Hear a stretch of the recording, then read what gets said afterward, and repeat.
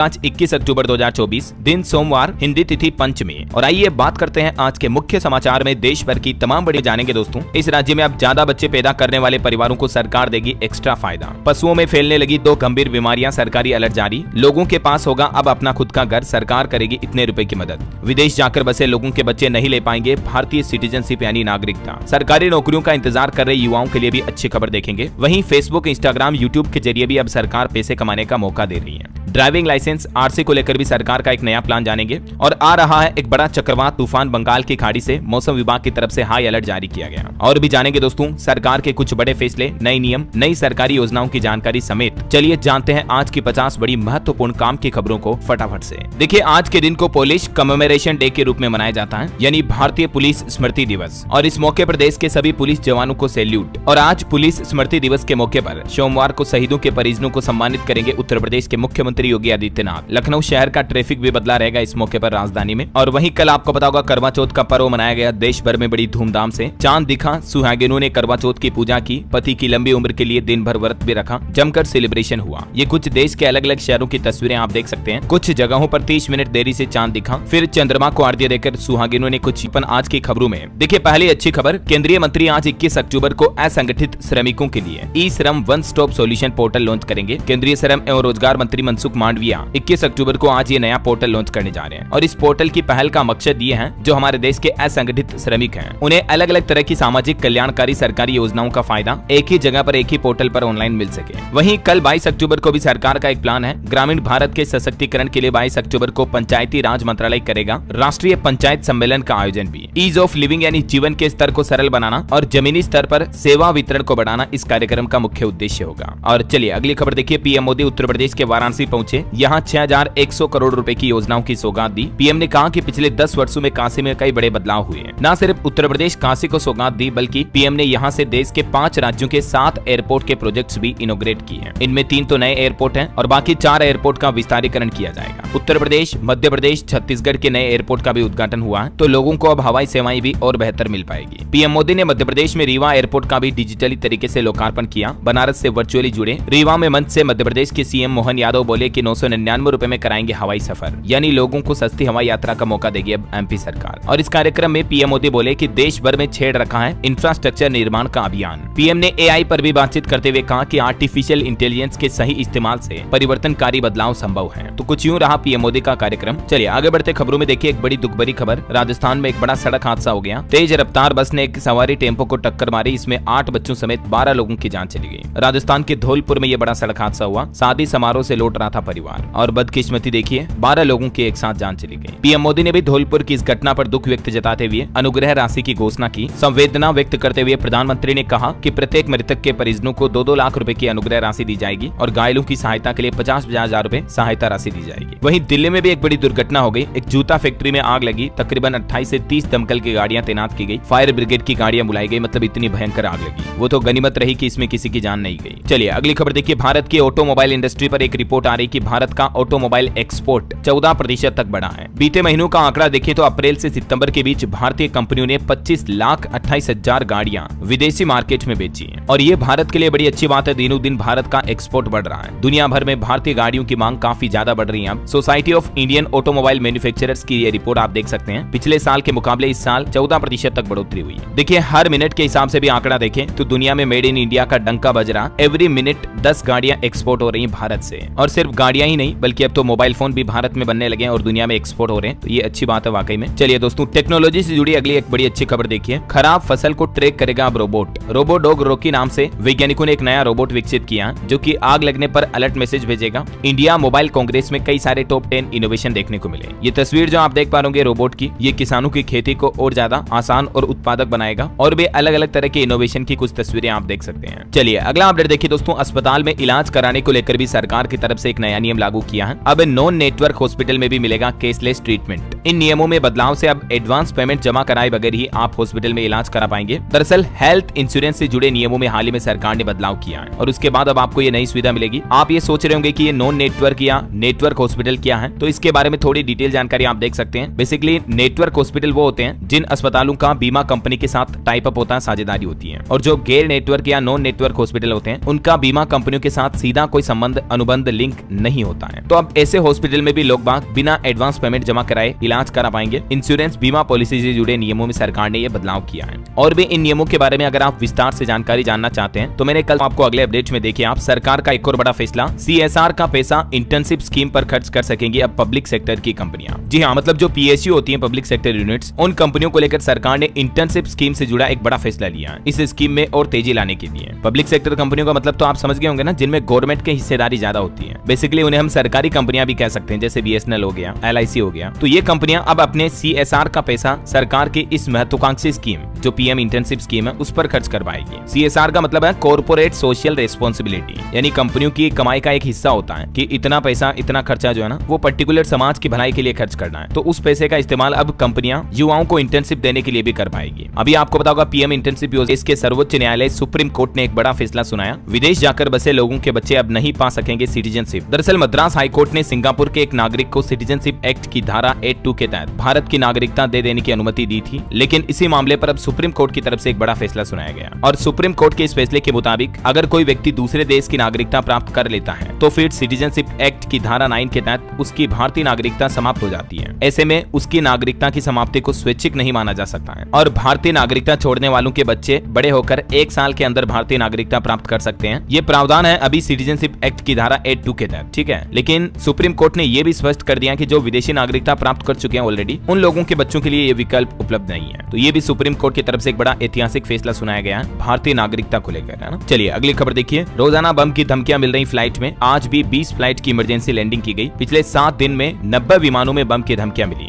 और अब केंद्र सरकार ने बड़ा फैसला लेते हुए DGCA के प्रमुख को भी हटा दिया है, क्योंकि देश में यात्री विमानों को मिल रही धमकियों का सिलसिला लगातार जारी है। चलिए अगली खबर देखिए दोस्तों। मुंबई के बाबा सिद्दीकी मामले में 10वीं गिरफ्तारी हो चुकी है। नवी मुंबई से भगवंत सिंह भी पकड़ा गया। इस पर आरोप है कि यह हथियार लेकर उदयपुर से मुंबई आया था। वहीं देखिए एक बड़ी ग्राउंड रिपोर्ट सामने आ रही है। रिया और यूट्यूबर एल्विश यादव के एड देखकर कई लोगों ने मोबाइल ऐप डाउनलोड किया और वो ऐप फर्जी निकला। एक महिला आरती ने भी आरोप लगाए कि मेरे 14 लाख डूबे। टोटल 30,000 से भी ज्यादा लोगों के 500 करोड़ रुपए फंसे हुए हैं इस ऐप में। इसी साल 22 मार्च 2024 को यूट्यूब पर कई यूट्यूबर्स ने हाई बॉक्स मोबाइल ऐप का प्रचार किया। जो यूट्यूबर्स इन्फ्लुएंसर्स स्पॉन्सरशिप करते हैं पैसा कमाने के चक्कर में, कई बड़े हाई प्रोफाइल सेलिब्रिटीज ने भी इस हाई बॉक्स मोबाइल ऐप को प्रमोट किया था। देख सकते हैं आप, जिनमें यूट्यूबर एल्विश यादव, व्लॉगर सौरव जोशी, भारतीय सिंह कॉमेडियन, रिया चक्रवर्ती, कई सारी पॉपुलर किरदार शामिल हैं। लेकिन ये ऐप फर्जी निकला। इस ऐप में लोगों के 500 करोड़ रुपए फंसे हुए हैं। एक बड़ा स्कैम सामने आया। अब इस केस की जांच दिल्ली पुलिस की IFSO यूनिट कर रही है। National cyber crime reporting portal यानी NCRP पर भी इससे जुड़े करीब 500 मामले लिंक किए गए हैं। अब देखते हैं इस पर क्या फैसला सामने आता है। आगे जो भी अपडेट आएगा मैं आपको बता दूंगा। चलिए अगली खबर देखिए। भारत कनाडा विवाद के बीच अब भारत बोला कि कनाडा की बॉर्डर पुलिस में खालिस्तानी आतंकी भी शामिल है। ISI के साथ भी संबंध है। इस पर शौर्य चक्र विजेता की हत्या का भी आरोप लगा है। वहीं बॉलीवुड से एक और खबर देखिए। एकता कपूर और उनकी मां पर भी पोक्सो एक्ट में केस दर्ज हुआ। वेब सीरीज गंदी बात में नाबालिग लड़कियों के आपत्तिजनक सीन्स फिल्माने का आरोप लगा इन पर। चलिए खबर है, बेघर लोगों के पास अब होगा अपना खुद का घर। सरकार करेगी इतने रुपए की मदद। जी हाँ, बहुत ही अच्छी सरकारी योजना शुरू की जा रही है हरियाणा राज्य द्वारा। जिन लोगों के पास घर नहीं है हरियाणा में, उनके लिए बड़ी खुशखबरी है। मुख्यमंत्री शहरी आवास योजना के तहत प्रदेश में 1 लाख बेघर लोगों को सस्ते मकान और प्लॉट दिए जाएंगे और इस संबंध में हरियाणा सरकार ने नोटिफिकेशन भी जारी कर दिया है। इस योजना में प्रदेश की सभी 88 नगर पालिका क्षेत्रों में लोगों को मकान दिए जाएंगे। हालांकि इस योजना के लिए सरकार ने एक शर्त भी रखी है। इस योजना का लाभ केवल हरियाणा का निवासी ही उठा सकता है, वो किसी दूसरे राज्य का नहीं होना चाहिए। कुछ और नियम भी है इसके, जैसे परिवार की वार्षिक आय 1,80,000 रुपए तक होनी चाहिए, खुद का घर नहीं होना चाहिए वगैरह वगैरह। अगर कच्चे घर में रह रहे हैं तो भी फायदा ले पाएंगे। और इस योजना में ऑनलाइन अप्लाई कैसे करना है तो भी आप स्टेप्स स्क्रीन पर देख सकते हैं। ये हरियाणा.gov.in गवर्नमेंट की पोर्टल है, इस पर जाना है और रजिस्ट्रेशन करके आपको मोबाइल नंबर डाल के ऑनलाइन फॉर्म भर देना है, ठीक है ना। और भी अगर समझ में नहीं आता तो कमेंट करके पूछ लीजिएगा मुझे। चलिए फिलहाल देखिए अगली खबर। उत्तर प्रदेश के बहराइच में जो हाल ही में हिंसा हुई थी उस पर हाई कोर्ट ने बड़ी राहत दी है और कोर्ट ने एक और बड़ा फैसला सुनाया। 23 अक्टूबर के पहले नहीं चल सकेगा बुलडोजर। सुप्रीम कोर्ट के नियम मानने होंगे। हाल ही में आपको पता होगा सुप्रीम कोर्ट ने बुलडोजर एक्शन पर जो पाबंदियां लगाई थी, तो उसी फैसले को रिमाइंड करते हुए इलाहाबाद हाईकोर्ट की तरफ से भी यूपी सरकार को यह नसीहत दी है। मतलब जो बहराइच हिंसा के आरोपी हैं उन पर 23 तारीख तक तो फिलहाल बुलडोजर नहीं चल सकेगा, है ना। चलिए पोल्यूशन यानी प्रदूषण पर बड़ी खबर आ रही। दिल्ली में घुटने लगी लोगों की सांसें, खराब श्रेणी में पहुंचा वायु प्रदूषण। अगले 3 दिन और भारी रहेंगे। एनसीआर में नोएडा की हवा सबसे साफ है, बाकी कई इलाकों में हवा में मानो जहर सा घुल गया है। और अब देखिए दिल्ली सरकार ने तो दिल्ली की इन हालतों का आरोप यूपी सरकार पर लगा दिया। मतलब दिल्ली में प्रदूषण का ठीकरा उत्तर प्रदेश सरकार पर फोड़ते हुए आम आदमी पार्टी सरकार ने दावा किया कि दिल्ली की हवा में जहर उत्तर प्रदेश की देन है। देखिए दिल्ली सरकार ने एक और बड़ा आरोप लगाते हुए आम आदमी पार्टी ने कहा कि भाजपा उत्तर प्रदेश से यमुना में गंदा पानी छोड़ रही है। बीजेपी ने भी कहा कि 1000 करोड़ प्रदूषण टैक्स कलेक्ट किया था, उसका क्या हुआ। अब देखिए मतलब लोग तो प्रदूषण से जूझ रहे हैं और राजनीतिक पार्टियां आपस में लड़ रही हैं। क्या कहोगे अब इस बारे में, देखिए जरा। हालांकि दिल्ली में बढ़ते प्रदूषण को देखते हुए एक विशेष प्रदूषण जनित रोग क्लिनिक की भी शुरुआत की है राजधानी के राम मनोहर लोहिया अस्पताल में, है ना। चलिए अगली खबर देखिए दोस्तों, अधिक बच्चे पैदा करें, इस राज्य के मुख्यमंत्री ने लोगों को यह सलाह दी है। मामला है आंध्र प्रदेश का। आंध्र प्रदेश के मुख्यमंत्री चंद्रबाबू नायडू ने राज्य के निवासियों को ज्यादा बच्चे पैदा करने की सलाह दी है। और ऐसा क्यों कहा, क्योंकि आंध्र प्रदेश में उम्र दराज लोगों की आबादी बढ़ रही है। मतलब बूढ़े दादा दादी ज्यादा हो रहे हैं, युवाओं की जनसंख्या कम हो रही है। इसलिए आंध्र प्रदेश के सीएम बोले कि प्रदेश सरकार पॉपुलेशन मैनेजमेंट की योजना बना रही है और इस बारे में एक नया विधेयक बाकायदा कानून भी लाने का प्लान किया जा रहा है, जिसके तहत राज्य में जितने ज्यादा बच्चे वाले परिवार होंगे उनको सरकार इंसेंटिव देगी। मतलब देखिए जहां एक तरफ भारत की पॉपुलेशन ऑलरेडी बढ़ रही है, इस बीच अब आंध्र प्रदेश सरकार ऐसा कानून बनाने जा रही है कि जिन परिवार में ज्यादा बच्चे होंगे उनको सरकारी योजनाओं का ज्यादा फायदा मिलेगा, इंसेंटिव मिलेगा, कई छूट और कई सुविधाओं का भी प्लान दिया जाएगा। अब आप क्या कहना चाहेंगे दोस्तों इस बारे में, कमेंट करके बताइए। देखिए मुझे क्या आंध्र प्रदेश सरकार का ये प्लान सही है या नहीं है, आपकी राय विचार मुझे नीचे कमेंट करके बताइए। तब तक मैं आपको ले चलता हूँ आज के ताजा मौसम समाचार की तरफ। देखिए चक्रवात तूफान की दस्तक होने वाली है। 23 से 25 अक्टूबर तक कई राज्यों में भारी बारिश का अलर्ट जारी किया है मौसम विभाग की तरफ से। बंगाल की खाड़ी में बन रहे लो प्रेशर का झारखंड में भी असर दिखेगा। 23 अक्टूबर से बदलेगा मौसम, 12 जिलों में बारिश के आसार हैं। और ये जो बंगाल की खाड़ी में एक और चक्रवात तूफान उठ रहा है, इस वजह से 120 किलोमीटर प्रति घंटा की रफ्तार से हवाएं भी चल सकती हैं। मौसम विभाग ने अलर्ट जारी करते हुए कहा कि उड़ीसा और पश्चिम बंगाल के तटीय इलाकों में भारी बारिश हो सकती है इस तूफान की वजह से। 23 से 25 अक्टूबर के बीच उड़ीसा में भी भारी बारिश की संभावना है। वहीं देखिए बिहार में भी कई जिलों में छाया कोहरा। दिवाली से पहले खराब होने लगी पटना की हवा, 3 दिनों तक शुष्क बना रहेगा मौसम। हालांकि इस बार मौसम विभाग की अक्टूबर में ही ठंड पड़ने की भविष्यवाणियां तो फेल होती नजर आ रही, क्योंकि तापमान तो अक्टूबर में काफी ज्यादा हो रहा अधिकतर राज्यों में। और भी दोस्तों अगले 24 घंटों के दौरान मौसम की संभावित गतिविधियां क्या रह सकती हैं, जिसकी जानकारी आप देख सकते हैं स्क्रीन पर। कुछ अलग अलग राज्यों में हल्की मध्यम और भारी बारिश होने की भी संभावना है। चलिए मौसम के बाद सराफा बाजार पर नजर डालें तो देखिए बाजार में लगातार दूसरे दिन सोना महंगा हुआ। हालांकि चांदी के भाव में कोई बदलाव नहीं हुआ। अभी बाजार में 24 कैरेट सोने का रेट 78,270 से लेकर 120 रुपए प्रति 10 ग्राम के बीच चल रहा है, जबकि चांदी का भाव वही है जो कल मैंने आपको बताया था। लगभग 96-97 हजार रुपए प्रति किलो चांदी का रेट चल रहा है ना। चलिए बाजार की भी बात करें तो आज सोमवार से स्टॉक मार्केट खुलेगा। शेयर बाजार में इस सप्ताह गिरावट का अनुमान है। कंपनियों के तिमाही नतीजों से लेकर FII DII फ्लो तक कई सारे फैक्टर्स बाजार की चाल तय करेंगे। बैंकिंग सेक्टर से भी एक अच्छी खबर आ रही है। ICICI, HDFC और SBI का मार्केट कैप 69,879 करोड़ रुपए बढ़ा है। चलिए मार्केट के बाद आगे बढ़ते हैं खबरों में। देखिए कोलकाता में जो आरजी कर मेडिकल कॉलेज मामले में डॉक्टर हड़ताल पर हैं, तो अब ममता सरकार ने डॉक्टरों से ये अपील की है कि अपना अनशन खत्म करें। सभी लोगों को एक साथ नहीं हटा सकते हैं, राजनीति से ऊपर उठकर काम पर लौटें। हालांकि डॉक्टर अभी भी हड़ताल खत्म करने के मूड में नहीं है। चलिए अगली खबर देखिए दोस्तों। जम्मू में मुख्यमंत्री अमर अब्दुल्ला और बॉलीवुड एक्टर सुनील शेट्टी ने अंतर्राष्ट्रीय मैराथन को हरी झंडी दिखाई। कई बॉलीवुड सेलिब्रिटी समेत 2000 से ज्यादा धावकों ने इसमें भाग लिया। और जम्मू के सीएम का स्टेमिना तो देखिए जरा आप। कश्मीर मैराथन में मुख्यमंत्री उमर 2 घंटों में 21 किलोमीटर दौड़े। उन्होंने कहा कि स्ट्रेस मिटाने के लिए ड्रग्स की जरूरत नहीं, दौड़ ही काफी है। काफी अच्छी बात कही युवाओं के लिए वाकई में। और वहीं देखिए दोस्तों जम्मू कश्मीर के गांदरबल में एक आतंकी हमला हुआ जिसमें 7 लोगों की जान चली गई, जिसमें एक तो डॉक्टर भी शामिल है, 5 और घायल हो गए। देखिए आप जम्मू से आतंकवाद अभी भी खत्म होने का नाम नहीं ले रहा। वहीं देखिए देश के उपराष्ट्रपति जगदीप धनखड़ राजस्थान जयपुर पहुंचे और यहाँ उन्होंने शिक्षा पर बात करते हुए कहा कि शिक्षा का व्यापार बनना देश के लिए अच्छा नहीं है। वो बोले कि बच्चों को विदेश जाने की नई बीमारी लग गई है। भारत सरकार को भी बच्चों की पढ़ाई हमारे ही देश में अच्छी करनी चाहिए। आंकड़ा कहता है दोस्तों 2024 में लगभग 13 लाख छात्र विदेश गए पढ़ाई करने के लिए। तो उपराष्ट्रपति ने छात्रों के विदेश में पढ़ाई करने पर भी चिंता जताई। चलिए एक बड़ी घटना देखिए दोस्तों। सिक्किम का ये मामला है। महिला के शरीर में 12 साल से ज्यादा समय तक कैंची रही। पति बोला कि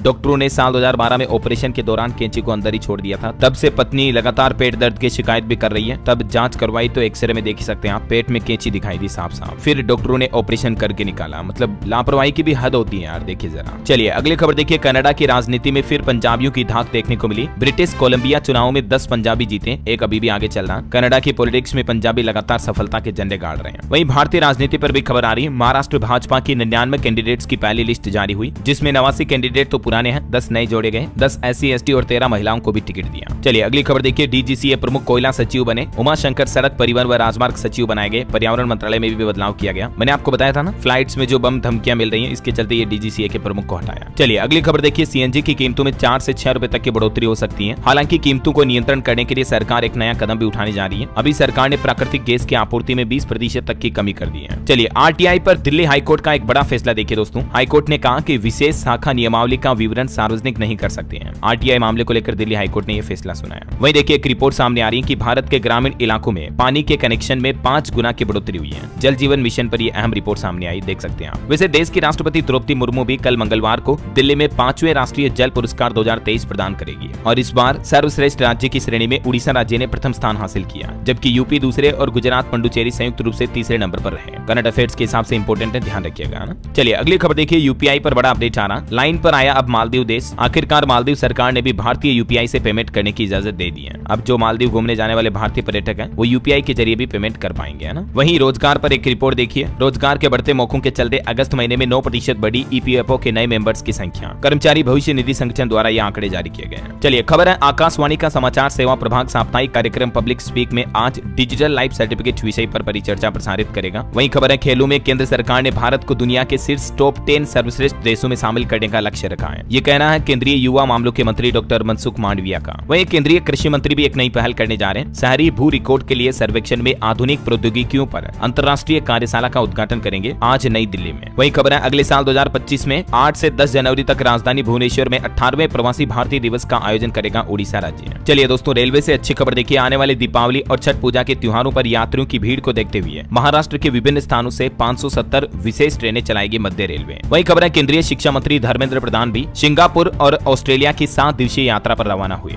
चलिए अगली खबर देखिए, दिल्ली में जल्द ही बनेंगे इलेक्ट्रॉनिक ड्राइविंग लाइसेंस और आरसी, जिन्हें आपको फिजिकली साथ में रखने की जरूरत नहीं पड़ेगी। दिल्ली सरकार ये स्मार्ट कार्ड प्लानिंग कर रही है। और युवाओं के लिए भी एक अच्छी खबर देखिए आप, एक ही पोर्टल पर अब मिलेगी प्रदेश के सभी विभागों की नौकरियों की जानकारी। मध्य प्रदेश के युवाओं के लिए राहत भरी खबर आई है। मुख्यमंत्री डॉक्टर मोहन यादव ने युवाओं को रोजगार संबंधित जानकारियां एक ही जगह पर उपलब्ध करवाने के लिए एक संयुक्त राज्य पोर्टल बनाने के निर्देश भी दिए हैं। चलिए खबर है, हरियाणा में न्यू ईयर 2025 पर शुरू होगा एक और नया हाईवे। कई जिलों के बीच सफर करना आसान होगा। लोगों को नए साल जनवरी 2025 से ही इस रूट पर भी नए हाईवे की सौगात मिलने वाली है। चलिए खबर है, राजस्थान में शिक्षा अधिकारी मन मर्जी से नहीं कर सकेंगे स्कूलों का निरीक्षण। साला संबलन ऐप देगा टारगेट। 1 महीने में 12 सरकारी स्कूलों का निरीक्षण करना होगा। राजस्थान शिक्षा विभाग की तरफ से ये नए दिशा निर्देश जारी किए हैं। और खबर है, अब नहीं होना पड़ेगा परेशान, आसानी से मिल जाएगी अस्पतालों में उपलब्ध बेड की जानकारी। उत्तर प्रदेश की राजधानी लखनऊ से योगी सरकार ये नई पहल शुरू करने जा रही है। अब आपको मोबाइल पर ही अस्पतालों के खाली बेड की जानकारी मिल पाएगी, है ना। वैसे यूपी की योगी सरकार ने एक योजना भी निकाली हुई है। इसके बारे में जानकारी मैंने आपको पहले भी बताई थी। फेसबुक, इंस्टाग्राम और यूट्यूब के जरिए आप 8 लाख रुपए तक की कमाई कर सकते हैं। मतलब सोशल मीडिया से कमाई करने का मौका दे रही है योगी सरकार। वो कैसे, तो जरा समझिए आप। आपको इन प्लेटफॉर्म पर यूपी की विभिन्न सरकारी योजनाओं के वीडियो, फोटो, रील्स वगैरह ट्वीट करनी है, पोस्ट करनी है। और अगर आपका कंटेंट सही होता है, आप सेलेक्ट हो जाते हैं, तो ये देख सकते हैं आप, अलग अलग तरह के इनाम पुरस्कार इसमें रखे गए हैं। ट्विटर पर 5 लाख रुपए, फेसबुक पर 4 लाख रुपए, 3 लाख रुपए इंस्टाग्राम पर, और कम फॉलोअर्स वालों को भी 2 लाख रुपए हर महीने इनाम दिए जाएंगे। तो सोशल मीडिया के जो इन्फ्लुएंसर्स हैं, कंटेंट क्रिएटर्स हैं, उनके लिए ये खास मौका है। आप वीडियो बना सकते हैं, शॉर्ट्स बना सकते हैं, रील्स, पॉडकास्ट वगैरह किसी भी माध्यम से आपको यूपी सरकार की योजनाओं का प्रचार प्रसार करना कुल मिलाकर, और आप ये इनाम के भागीदार बन सकते हैं, ठीक है ना। वैसे यूपी में सरकार ने इस बार भी प्लान बनाया है। अयोध्या में दीपोत्सव पर नया रिकॉर्ड बनेगा फिर से। पूरे देश से इस दृश्य को देखने आएंगे लाखों भक्त। 70% होटलें भी बुक हो चुकी हैं ऑलरेडी।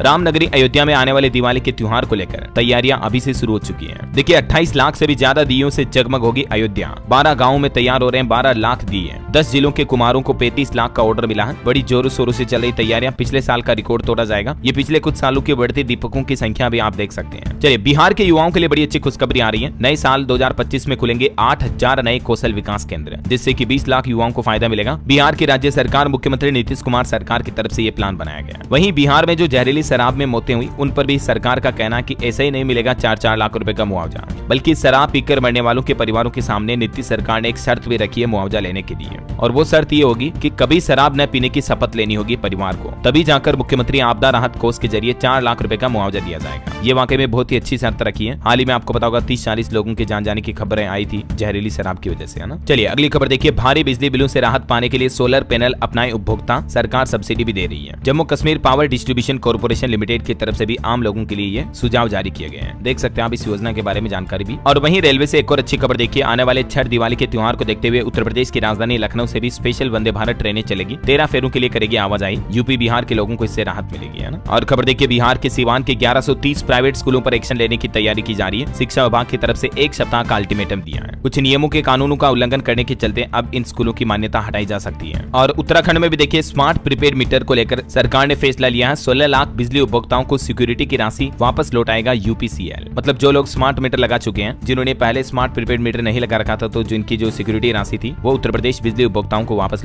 उत्तराखंड के बिजली उपभोक्ताओं को वापस लौटाई जाएगी, है ना। चलिए अगली खबर देखिए, मध्य प्रदेश के लिए बड़े गर्व की बात है। एमपी की स्टार गोताखोर पलक शर्मा 21 अक्टूबर से यानी आज से चाइना के ग्वांगजू में आयोजित एशियन डाइविंग चैंपियनशिप में भारत का प्रतिनिधित्व करेगी। इन्होंने अब तक कई मेडल भी जीत लिए, मैंने आपको बताया भी था पहले। सिंगापुर में भी इन्होंने 5 मेडल जीते थे। मात्र 15 साल की उम्र में ही कई सीनियर्स को ये चैलेंज दे रही है। तो मेनी कांग्रेट्स और बेस्ट ऑफ लक इनको आज इस चैंपियनशिप के लिए। चलिए खबर है दोस्तों, छत्तीसगढ़ में भी देखिए डेंगू का कहर बढ़ता जा रहा। 9000 से ज्यादा मरीजों की जांच में 17% डेंगू मरीज पॉजिटिव पाए गए। ये सिर्फ छत्तीसगढ़ के कोरबा जिले का आंकड़ा है। वही खबर है, पंजाब में पशुओं की 2 बीमारियों को लेकर सरकार ने अलर्ट जारी किया। आज से शुरू होगी मेगा वैक्सीनेशन। हेल्पलाइन नंबर भी जारी हुए हैं। जैसे पशुओं में पहले एक बीमारी आई थी ना, लंपी वायरस जैसी, जिसमें पशुओं की त्वचा पर फफोले जैसे गठियां बन जाती थी, और अभी पंजाब में पशुओं की 2 और बीमारियां फैल रही। इसको लेकर सरकार ने सभी किसान भाई लोगों को अलर्ट जारी किया है। एक तो खुरपक्का और मुंह पक्का रोग, ये बहुत ज्यादा फैल रहे हैं अभी पंजाब में। ये हेल्पलाइन नंबर भी जारी किया है। आप इन नंबर पर संपर्क करके अपने पशुओं के लिए सहायता ले सकते हैं, ठीक है ना। और वहीं देखिए पंजाब के एसोसिएट स्कूलों को भी बड़ी राहत मिलने वाली है। 25 अक्टूबर तक कर सकेंगे कंटिन्यूएशन के लिए आवेदन। पोर्टलों में दिक्कतों के बाद अब पंजाब स्कूल शिक्षा बोर्ड की तरफ से ये राहत दी गई है। वहीं देखिए पंजाब चंडीगढ़ के भी सरकारी स्कूलों में लगेगी सुझाव पेटी। 25 अक्टूबर तक ये पेटी लगाई जाएगी, जिसमें बच्चे फीडबैक देंगे। हर 2 सप्ताह में इस पेटी के जरिए समीक्षा भी होगी। ये बहुत ही अच्छी पहल की जा रही है चंडीगढ़ स्कूली शिक्षा विभाग की तरफ से। मतलब बच्चों को अगर कोई शिकायत है, सुझाव है, तो इस पेटी में पर्ची लिखकर डाल पाएंगे, है ना। अच्छा, चंडीगढ़ में भी डेंगू के मामले 45% तक बढ़े। पीजीआई में निःशुल्क जांच की सुविधा शुरू कर दी गई है। हेल्पलाइन नंबर भी जारी किए गए हैं। नंबर आप स्क्रीन पर देख सकते हैं। जम्मू कश्मीर में भी डेंगू का आतंक बढ़ रहा। 394 तक पहुंची संख्या, 18 नए मामले सामने आए। कठुआ जिले के आंकड़े हैं। वहीं देखिए एमपी के इंदौर की सड़कों पर दौड़ेगी इलेक्ट्रिक डबल डेकर बसें। 9 मीटर लंबी 15 फीट ऊंची बस में एक साथ 65 यात्री बैठ सकेंगे। आज से ही इन बसों का ट्रायल शुरू होने जा रहा है। और दिवाली के त्योहार के मौके पर मध्य प्रदेश के मुख्यमंत्री डॉक्टर मोहन यादव सरकार ने भी बड़ा तोहफा दिया है। 1 महीने तक 1000 रुपए से भी कम में हवाई सफर कर पाएंगे। मैंने आपको बताया था ना, एमपी के रीवा में जो पीएम मोदी ने एयरपोर्ट का उद्घाटन किया, तो इसी एयरपोर्ट पर सस्ती हवाई सेवा देने की घोषणा की है एमपी के सीएम मोहन यादव ने। उन्होंने कहा कि 999 रुपए होगा मात्र हवाई किराया रीवा से भोपाल तक के बीच 1 महीने तक। चलिए खबर है, दिवाली से पहले उत्तर प्रदेश के पुलिस कर्मियों को भी योगी सरकार ने बड़ा तोहफा दिया, प्रमोशन किया। 1781 हेड कांस्टेबल बने सब इंस्पेक्टर। और एजुकेशन पर अच्छी खबर आ रही, सरकारी नौकरी का इंतजार कर रही युवाओं को तोहफा। सरकार जल्द जारी करेगी 6 पोस्ट कोड के रिजल्ट भी। हिमाचल प्रदेश राज्य चयन आयोग की तरफ से यह फैसला लिया गया है। चलिए अंतर्राष्ट्रीय न्यूज पर खबर देखिए दोस्तों, उत्तरी गाजा पर इजरायली हमलों के बाद 87 लोग मारे गए या लापता हैं। फिलिस्तीन की तरफ से यह आरोप लगाया गया। वहीं अमेरिका ने भी एक बड़ा खुलासा करते हुए कहा कि ईरान पर कभी भी बड़ा हमला कर सकता है इजराइल। अमेरिकी सरकार के खुफिया दस्तावेजों से यह खुलासा सामने आया। बताया जा रहा है कि अमेरिका से इजराइल की कई सारी खुफिया जानकारी लीक हो गई है और इसमें यह पता चला है। वहीं जो हाल ही में हमास चिफ मारा गया था सिनवार, उसका भी एक नया वीडियो सामने आ